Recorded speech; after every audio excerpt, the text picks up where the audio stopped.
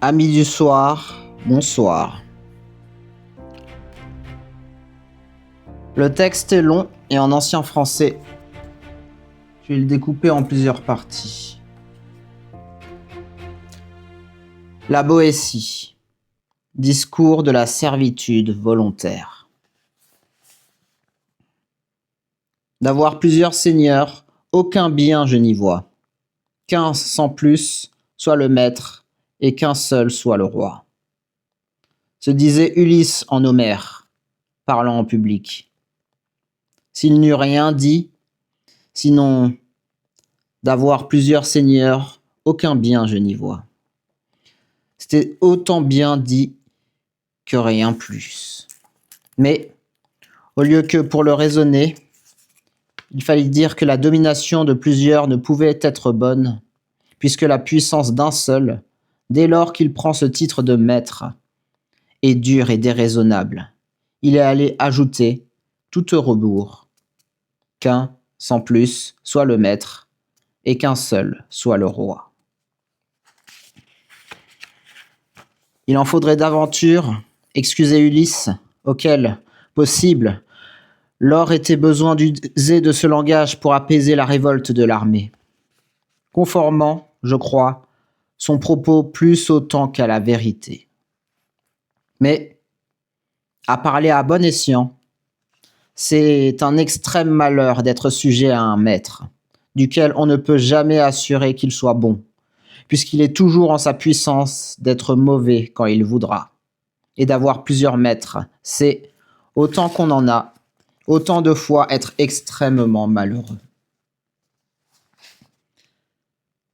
Si ne veux-je pas, pour cette heure, débattre cette question tant pour m'emmener, si les autres façons de république sont meilleures que la monarchie, encore voudrais-je savoir, avant que mettre en doute quel rang la monarchie doit avoir entre les républiques, si elle en y doit avoir aucun, pour ce qu'il est malaisé de croire qu'il y ait rien de plus public en ce gouvernement, où tout est à un.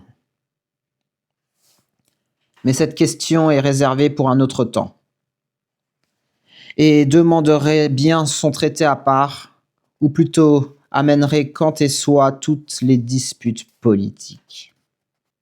Pour ce coup, je ne voudrais sinon entendre, comme il se peut faire que tant d'hommes, tant de bourgs, tant de villes, tant de nations endurent quelquefois un tyran seul, qui n'a puissance que celle qu'il lui donne, qui n'a pouvoir de leur nuire, sinon qu'ils ont pouvoir de l'endurer, qui ne saurait leur faire mal aucun, sinon lorsqu'ils aiment mieux le souffrir que lui contredire. Grande chose, certes, et toutefois si commune qu'il s'en faut de tant plus douloir et moins s'ébahir, voir 1 million de millions d'hommes servir misérablement, ayant le col sous le joug, non pas contraints par une plus grande force, mais aucunement enchantés et charmés par le nom d'un seul, duquel ils ne doivent ni craindre la puissance, puisqu'il est seul, ni aimer les qualités, puisqu'il est en leur endroit inhumain et sauvage. La faiblesse d'entre nous hommes est telle, il faut souvent que nous obéissions à la force. Il est besoin de temporiser. Nous ne pouvons pas toujours être les plus forts. Donc, si une nation est contrainte par la force de la guerre de servir à un, comme la cité d'Athènes aux 30 tyrans, il ne se faut pas ébahir qu'elle serve, mais se plaindre de l'accident, ou bien plutôt ne s'ébahir ni ne s'en plaindre, mais porter le mal patiemment et se réserver à l'avenir à meilleure fortune. Notre nature est ainsi, que les communs devoirs de l'amitié l'emportent une bonne partie du cours de notre vie. Il est raisonnable d'aimer la vertu, d'estimer les beaux faits, de reconnaître le bien d'où l'on l'a reçu, et diminuer souvent de notre aise pour augmenter l'honneur et avantage de celui qu'on aime et qui le mérite. Ainsi donc, si les habitants d'un pays ont trouvé quelques grands personnages qui leur aient montré par épreuve une grande prévoyance pour les garder, une grande hardiesse pour les défendre, un grand soin pour les gouverner, si de là en avant, ils s'apprivoisent de lui obéir, et s'en fiétant de lui donner quelques avantages, je ne sais si ce serait sagesse, de tant qu'on l'ôte de là où il faisait bien, pour l'avancer en lieu où il pourra mal faire. Mais certes, s'il ne pourrait-il faillir d'y avoir de la bonté, de ne craindre point mal de celui duquel on n'a reçu que bien. Mais ô bon Dieu, que peut être cela? Comment dirons-nous que cela s'appelle? Quel malheur est celui-là? Quel vice, ou plutôt quel malheureux vice, voir un nombre infini de personnes non pas obéir, mais servir, non pas être gouvernées, mais tyrannisées, n'ayant ni bien, ni parents, femmes, ni enfants, ni leur vie même qui soit à eux. Souffrir les pilleries, les paillardises, les cruautés, non pas d'une armée, non pas d'un camp barbare contre lequel il faudrait défendre son sang et sa vie devant, mais d'un seul. Non pas d'un Hercule, ni d'un Samson, mais d'un seul homo. Et le plus souvent le plus lâche et fémelin de la nation. Non pas accoutumé à la poudre des batailles, mais encore à grand-peine au sable des tournois. Non pas qui puisse par force commander aux hommes, mais tout empêcher de servir vilement à la moindre femmelette. Appellerions-nous cela lâcheté? Dirons-nous que ceux qui servent soient couards et recrues? Si deux, si trois, si quatre ne se défendent d'un, cela est étrange, mais toutefois possible. Bien pourra-l'on dire à bon droit que c'est faute de cœur. Mais 600, 6000 endurent d'un seul. Ne dira-t-on pas qu'ils ne veulent point, non qu'ils n'osent pas se prendre à lui, et que c'est non couardise, mais plutôt mépris ou dédain?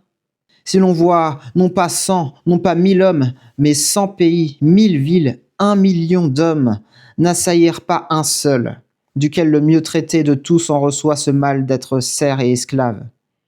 Comment pourrons-nous nommer cela? Est-ce lâcheté? Or, il y a en tout vice naturellement quelques bornes, outre laquelle ils ne peuvent passer. 2 peuvent craindre 1, et possible 10, mais 1000, mais 1 million, mais 1000 villes. Si elles ne se défendent d'un, cela n'est pas couardise. Elle ne va point jusque-là. Non plus que la vaillance ne s'étend pas d'un seul échelle une forteresse, qu'il assaille une armée, qu'il conquête un royaume. Donc quel monstre de vice est ceci qui ne mérite pas encore le titre de couardise, qui ne trouve point de nom assez vilain, que la nature désavoue avoir fait et la langue refuse de nommer? Qu'on mette d'un côté 50 000 hommes en armes, d'un autre autant, qu'on les range en bataille, qu'ils viennent à se joindre, les uns libres, combattant pour leur franchise, les autres pour la leur ôter, auxquels promettra-l'on par conjecture la victoire? Lesquels pensera-l'on qui plus gaillardement iront au combat, ou ceux qui espèrent pour guerdon de leur peine l'entretènement de leur liberté, ou ceux qui ne peuvent attendre autre loyer des coups qu'ils donnent ou qu'ils reçoivent que la servitude d'autrui? Les uns ont toujours devant les yeux le bonheur de la vie passée, l'attente de pareilles à l'avenir. Il ne leur souvient pas tant de ce peu qu'ils endurent le temps que dure une bataille, comme de ce qui leur conviendra à jamais endurer, à eux, à leurs enfants et à toute la postérité. Les autres n'ont rien qui les enhardit d'une petite pointe de convoitise qui se rebouche, soudain contre le danger, et qui ne peut être si ardente qu'elles ne se doivent, se semblent, éteindre par la moindre goutte de sang qui sorte de leurs plaies. Aux batailles tant renommées de Miltiade, de Léonide, de Thémistocle, qui ont été données 2000 ans il y a et qui sont encore aujourd'hui aussi fraîches en la mémoire des livres et des hommes, comme si c'eût été l'autre hier, qui furent données en Grèce pour le bien des Grecs et pour l'exemple de tout le monde. Qu'est-ce qu'on pense qui donna à si petit nombre de gens comme étaient les Grecs, non le pouvoir, mais le cœur de soutenir la force de navires que la mer même en était chargée, de défaire tant de nations, qui étaient en si grand nombre que l'escadron des Grecs n'eût pas fourni, s'il eût fallu, des capitaines aux armées des ennemis, sinon qu'il semble à ces glorieux jours-là que ce n'était pas tant la bataille des Grecs contre les Perses, comme la victoire de la liberté sur la domination, de la franchise sur la convoitise.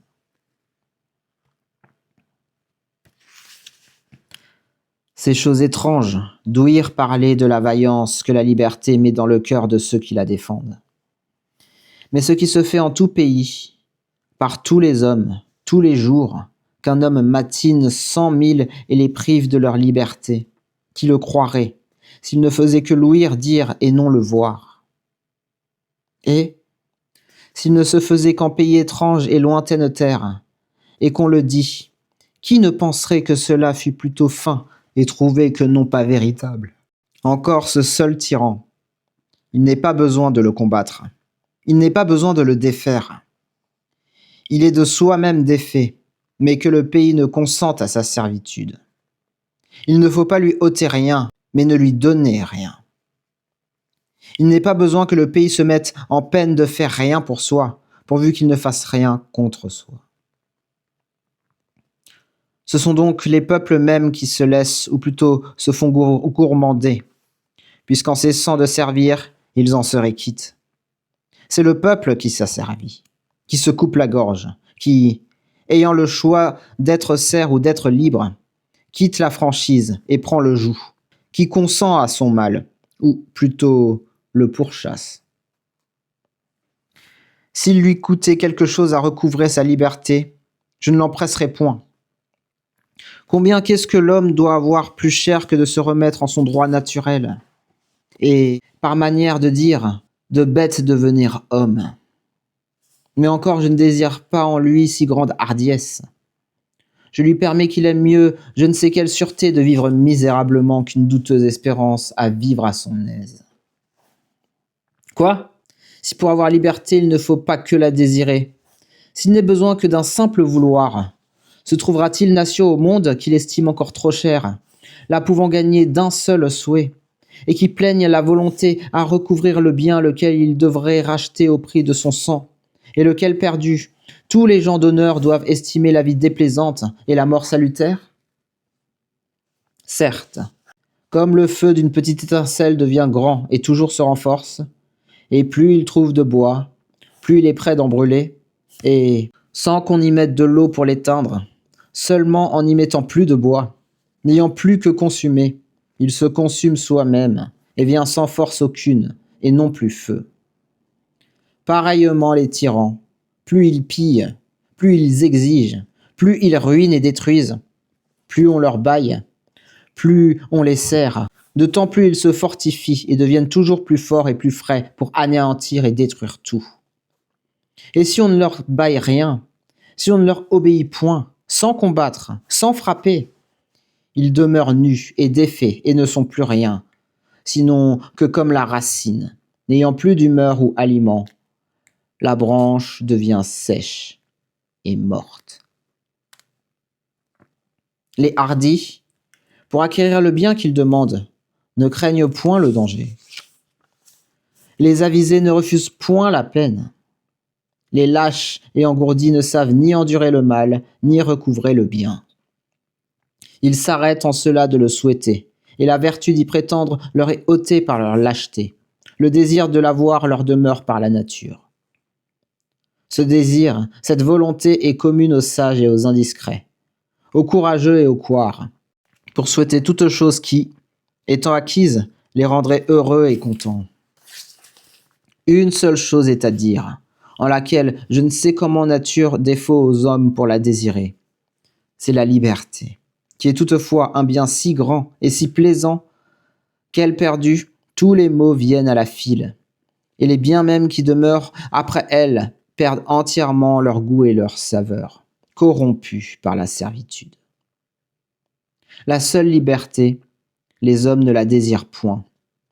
Non pour autre raison, ce semble, sinon que s'ils la désiraient, ils l'auraient, comme s'ils refusaient de faire ce bel acquet seulement parce qu'il est trop aisé. Pauvre et misérable peuple insensé, nation opiniâtre en votre mal et aveugle en votre bien. Vous vous laissez emporter devant vous le plus beau et le plus clair de votre revenu.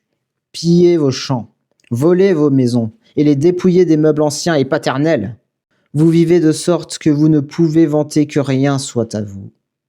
Et semblerait que, méchoui, ce vous serait grand heure de tenir à ferme vos biens, vos familles et vos vies. Et tout ce dégât, ce malheur, cette ruine, vous vient, non pas des ennemis, mais certes oui bien de l'ennemi. Et de celui que vous faites si grand qu'il est, pour lequel vous allez si courageusement à la guerre, pour la grandeur duquel vous ne refusez point de présenter à la mort vos personnes.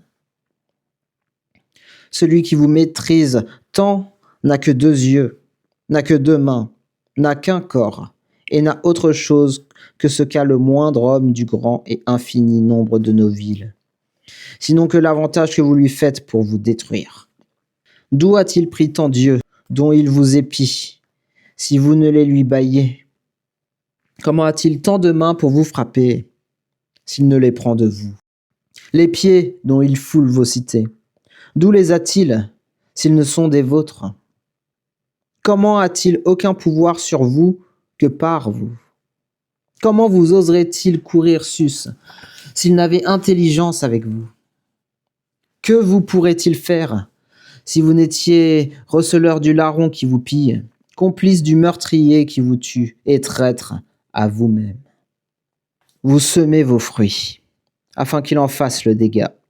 Vous meublez et remplissez vos maisons, afin de fournir à des pierreries. Vous nourrissez vos filles, afin qu'il ait de quoi saouler sa luxure. Vous nourrissez vos enfants, afin que, pour le mieux qu'il leur saurait faire, il les mène en ces guerres, qu'il les conduise à la boucherie, qu'il les fasse les ministres et les convoitises, et les exécuteurs de ces vengeances. Vous rompez à la peine vos personnes, afin qu'ils se puissent milliarder en ces délices et se vautrer dans les sales et vilains plaisirs. Vous vous affaiblissez, afin de le rendre plus fort, et roide à vous tenir plus courte la brique. Et de tant d'indignité, que les bêtes même, ou ne les sentiraient point, on ne l'endurerait point. Vous pouvez vous en délivrer, si vous l'essayez. Non pas de vous en délivrer, mais seulement de le vouloir faire. Soyez résolus de ne servir plus, et vous voilà libre.